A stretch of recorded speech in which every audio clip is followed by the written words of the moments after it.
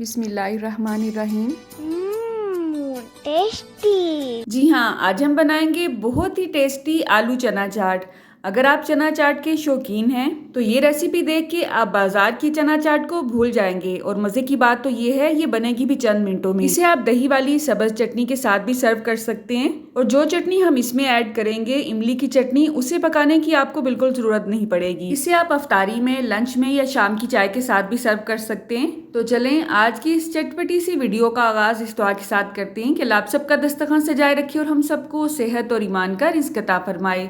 जी, तो यहाँ पे 1 कप इमली को मैंने 2 कप पानी में भिगो के 10 से 15 मिनट के लिए रख दिया था। अब आपने हाथों को अच्छी तरह से वॉश कर लेना है। उसके बाद इस तरह से आपने इमली को अच्छी तरह से मसलना है ताकि इसका जितना भी पल्प है वो पानी में आ जाए।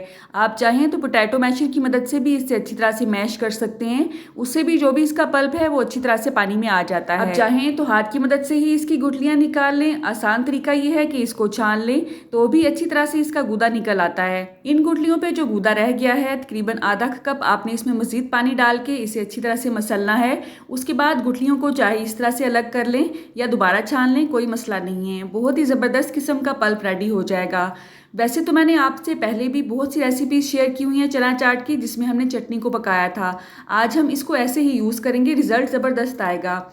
अब यहाँ पे पल्प मैंने साइड पे कर दिया है। प्याज लिए हैं 2 अदद, पतले पतले से बारीक पीसेस में काट के उसको पानी में आपने भिगोना है। थोड़ा सा नमक डाल के अच्छी तरह से उसको मसलना है और इसका एक्स्ट्रा पानी निकाल के एक दफ़ा फिर आपने सादे पानी से इसे खंगाल के साइड पे रख देना है।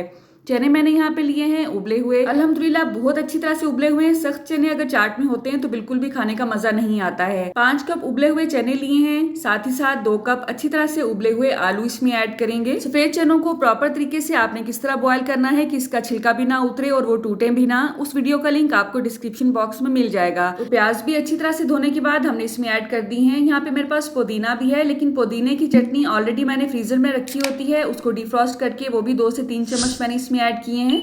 साथ ही साथ जो इमली का पानी हमने निकाल के रखा था वो आधा मैंने इसमें ऐड किया है। जस्ट आपने इसमें चाट मसाला ऐड करना है अपने टेस्ट के हिसाब से। मैंने 2 से 2.5 चम्मच बड़े वाले इसमें ऐड किए हैं। किसी भी ब्रांड का आप चाट मसाला ले सकते हैं। साथ ही साथ 1/4 चम्मच के हिसाब से आपने इसमें नमक ऐड करना है।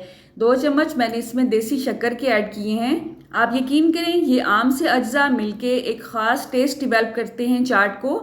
जो भी खाएगा इसकी तारीफ ही करेगा इंशाल्लाह। इमली का पानी क्योंकि अच्छा खासा खट्टा होता है तो उसे हम पकाते हैं शक्कर के साथ या चीनी के साथ। उसे गाढ़ा करने के लिए उसमें कॉर्नफ्लोर वगैरह भी ऐड किया जाता है, फिर उसे ठंडा किया जाता है और उसके बाद चना चाट में ऐड किया जाता है, जो कि एक बहुत ही लंबा प्रोसेस है।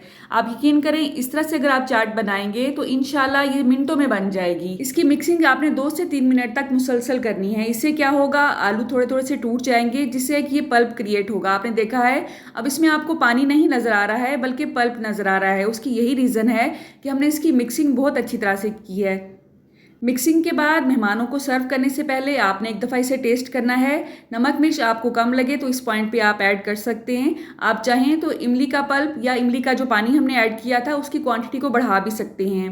मेरे पास आज टमाटर नहीं थे, खीरे भी नहीं थे, वो मैंने ऐड नहीं किए हैं। आप चाहें तो खीरों को भी पतले पतले से बारीक पीसेस में काट के इसमें ऐड कर सकते हैं और टमाटर को भी इसी तरह से ऐड कर सकते हैं। उससे चाट का लुत्फ दुबाला हो जाता है।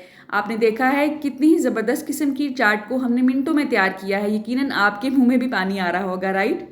पुदीने, धनिए और सब्ज़ मिर्च की चटनी को बना के मैंने फ्रीज़ किया होता है। उसकी रेसिपी का लिंक भी आपको डिस्क्रिप्शन बॉक्स में मिल जाएगा। जब भी आपको ज़रूरत पड़े आपने उसे डिफ्रॉस्ट करना है, दही में मिक्स करना है और आपकी जो सब्ज़ चटनी है दही वाली वो रेडी हो जाती है। सब्ज़ धनिया, सब्ज़ मिर्च और पुदीने के साथ स्प्रिंकल करके आप इसे सर्व कर सकते हैं।